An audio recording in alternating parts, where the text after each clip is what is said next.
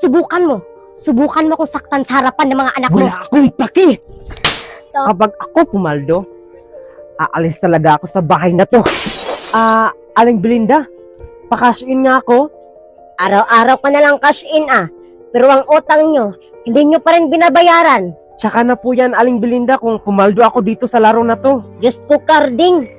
Kawawa ang pamilya mo. Nalulung ka na sa sugal.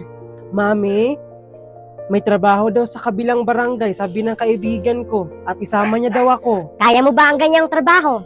Kakayanin ko po, Mami. O siya, malinis muna kayo dito sa bahay ha. Mangutang lang ako ng bigas. Opo, Mami. Aling Belinda, tao po. Oh, senyora, bakit ka na pa rito? Anong sadya mo? Mangutang sana ako ng 1 kilong bigas, Aling Belinda. Andito kanina ang asawa mo, nag-cash in. Hindi ka ba binibigyan ng pera nun para pambili ng bigas? Wala na kaming paki sa tao na yun, Aling Belinda. Hayaan na namin siya. Hindi na kami aasa sa tao na yun. Di bali, Aling Belinda. Babayaran ko na lang ang mga utang ko sa sunod na buwan kasi pupunta ko sa abroad. Mag-abroad ka, iha? Sino ang magbantay sa mga anak mo? Andyan naman si Bangikong, Aling Belinda. Sure ako na hindi niya pabayaan ang kapatid niya. O sige, sige. Kumuha ka na lang ng mga kailangan niyo at bayaran niyo lang yan sa sunod na buwan. Talaga ba, Aling Belinda? Maraming salamat talaga, Aling Belinda. Babayaran ko na yan sa sunod na buwan. Baka bukas swertehin na ako. Manalo na ako dito sa scatter. Kapag ako pumaldo, aalis talaga ako sa bahay na to. Hoy, kayo, anong tingin-tingin nyo dyan? Alam nyo, malapit na kayong iiwan ng nanay nyo. Pupunta na siya sa abroad. Kaya, matuto kayong sumunod sa akin, ha?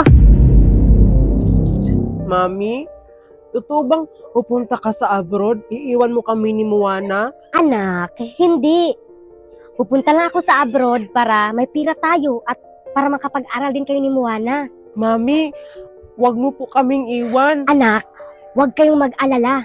Magpadala ako buwan-buwan para may pang-ulam kayo at para makabili kayo ng gusto niyo na laruan. Mami, bilhan mo ako ng cellphone ha, para makatawag kami sa'yo. Oo naman anak, kung yan ang gusto mo. Aalis ka na pala bukas. Hindi ka lang nagpaalam sa akin. Kailangan pa ba yan? Bakit? Nagpaalam ka ba na isugal mo lahat ng pera Hindi natin? ka. Wag mo isumbat sa akin yun. Pira ko yun. Okay. Sa bagay, wala kaming paki sa'yo. At wala kang kwentang asawa. Mas wala kang kwentang asawa. Visit na buhay to. Alam mo, deserve na iwan ka. Deserve mo din sa pakin. Sige, subukan mo. Subukan mo kung saktan sa harapan ng mga anak mo. Wala akong paki. Tama na po. Anak! Moana! Anak! Moana! Moana!